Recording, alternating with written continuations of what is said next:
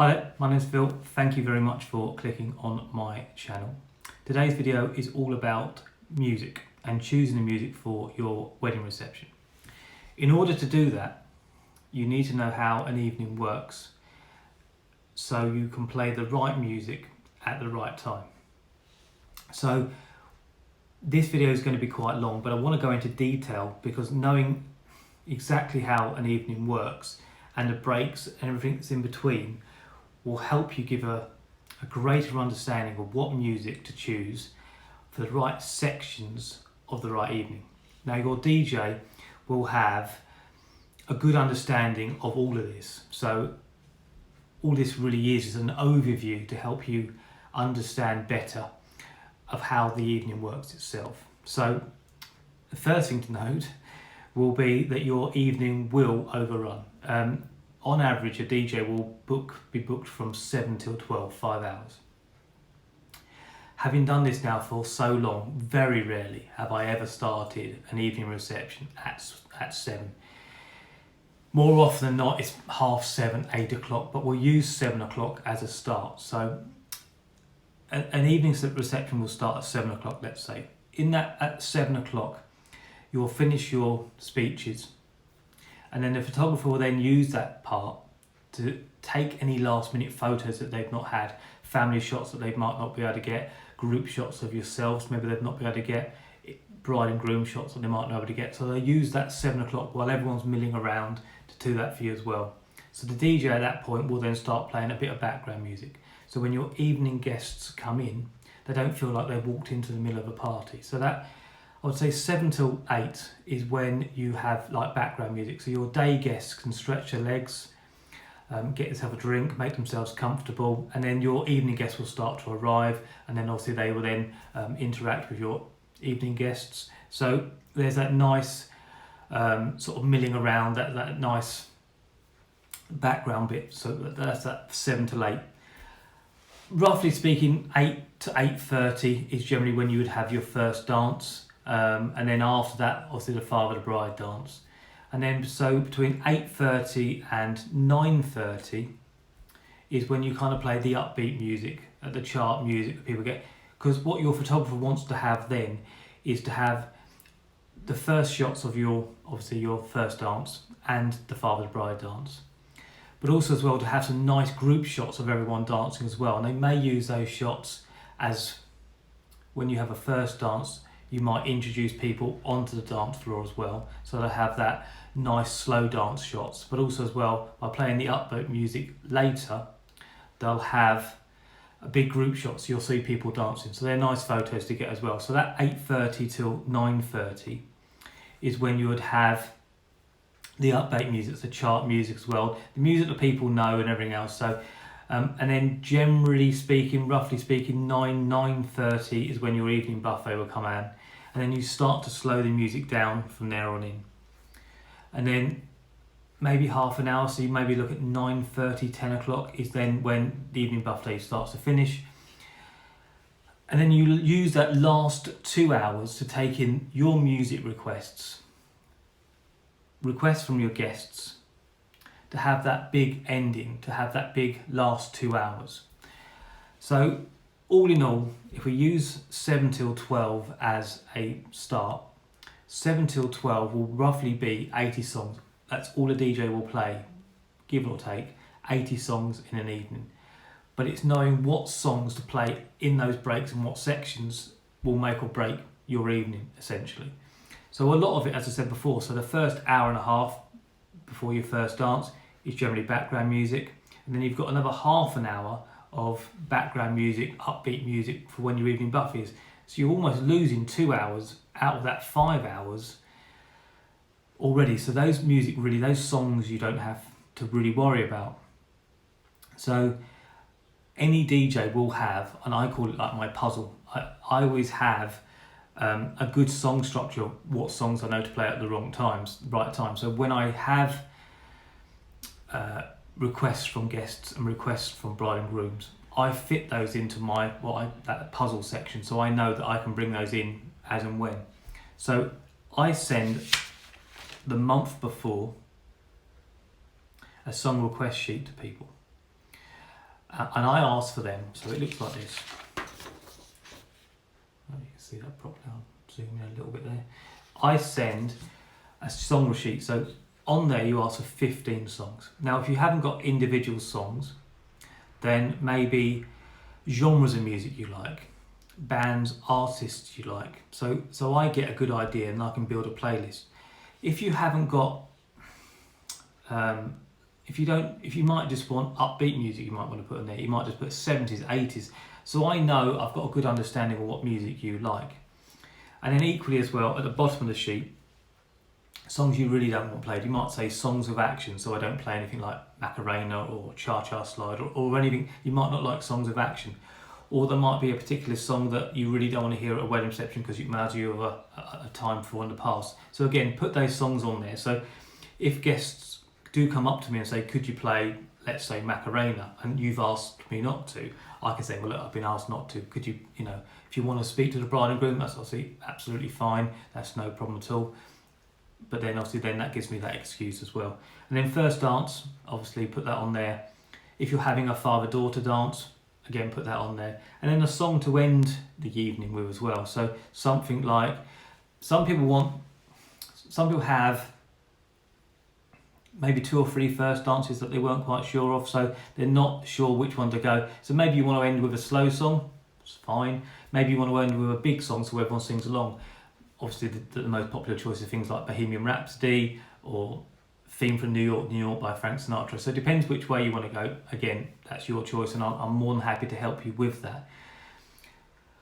The most obvious thing to say is choose music that is familiar to people. The more familiar the music is to people, the more chance you've got of people dancing. Which sounds like a really obvious thing to say, but it is so true. You may not... There are songs you listen to at home and maybe songs you listen to in the car. Let's say Adele, Sam Smith, maybe some of the more slower songs from, says, Ed Sheeran, for instance. Those songs are perfect, absolutely great, but they're not songs you would want to hear in an evening reception that encourage people to dance. So you really want stuff that people know, that people are familiar with. So things like Whitney Houston's I Want to Dance with Somebody, Jackson 5, I Want You Back, Celebration, Kool and the Gang, and then more modern stuff, maybe things like anything by Ed Sheeran or Justin Bieber are quite popular now. So it's choosing those familiar songs. Now, I always encourage people to, in your speeches, just say, not as a huge part of your speech, just say, ladies and gentlemen, we've got an evening DJ tonight, obviously. We would like you to request songs. We would like you to be a part of the evening itself. So it gives your guests an encouragement to come up to me as a DJ and say, could you play such and such? And then what you then tend to do is say, well, that song that they've requested might not work there and then, but it's saying, well, that could work within the 70s, or that could work within the 80s, or I might play that later when I'm playing Mr. Brightside or Sex on Fire by Kings on Leon. So you work guest requests in with what you're playing now. Also, by having your guests come up to you and request songs, it gives you a greater understanding of what people in the room want to listen to. So I would always encourage guests to come up and play songs. Now, obviously, you are going to get some people come up to you and ask for things that really you wouldn't want played in reception, and then you just have to use your discretion to make sure, or for them to understand that it's probably not working, that song's not going to work at that particular time. So you just got to be careful with that. So encouraging guests to make requests as well. So choosing your music, how do you go about doing that? Spotify is now a huge thing. Everyone listens to Spotify. And I am more than happy. In fact, people have sent me, let me see if I can show you that. People have sent me Spotify playlists before now, and I'll just bring one of those up. So choosing your, here's a good example. So this is called a wedding party playlist. So if you look at that there, oh, bear with me a second, there you go. If you look at that there, can you see that? On there are songs which will be really familiar to your guests. So pretty much anything out of that playlist, if you were to put that down, I guarantee that most people, if not all people, will dance to that music because it's what people know. So the more people know it, the more people will dance. So I'd always say this to people: choose music that's familiar. The more familiar it is, and I say this without no pun intended, I sound like a broken record when I say it. The more familiar it is to people, the more people will dance.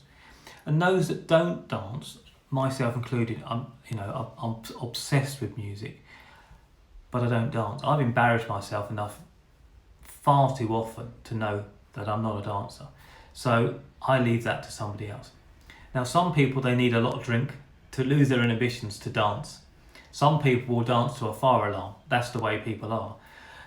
And I also like the people that will dance to anything because that makes my job a lot easier. But playing music that's familiar to people obviously would encourage people to dance, but making sure those that don't dance, that will never dance, that have no interest in dancing, if they listen to music that's familiar to them, even though they don't dance, they don't feel like they're having music subjected to them. And there is nothing worse than playing music that your evening guests really don't like, because it's almost like torture. So you may say to yourself, well, yeah, I don't like the 80s music, or I don't like the 70s, or, that's not music. You have to, as a mobile DJ, certainly as a DJ at a wedding, you have to play music that suits everyone, because you are going to have the very young to the very old and then everyone in between. It is so important that you play the right music at the right time and the music that suits everyone.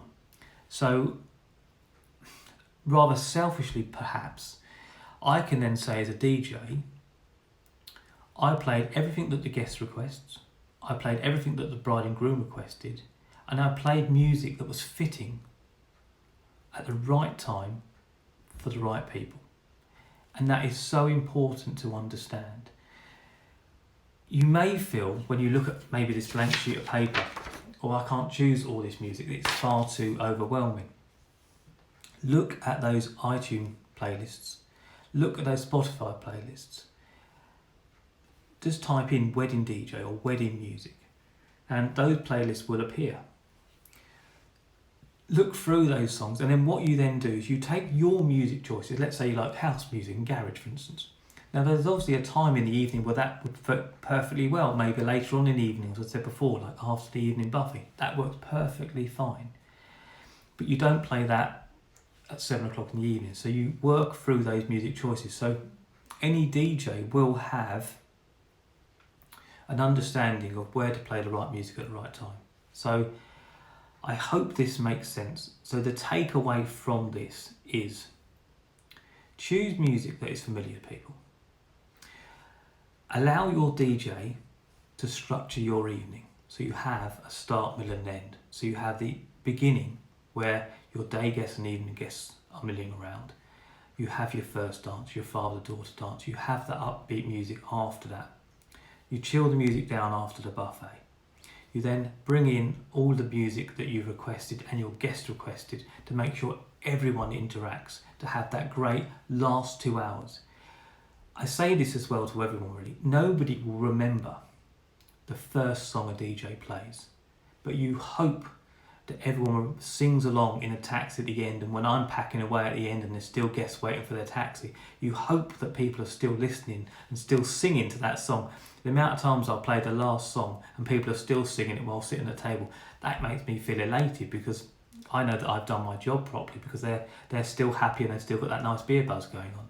So choosing the right music at the right time. Now, if any of this doesn't make sense to you, please add a comment in the section below, and I'm more than happy to answer any of your questions, absolutely.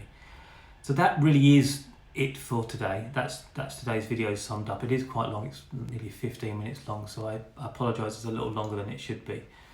So I hope that you found this informative. Please do subscribe to my channel.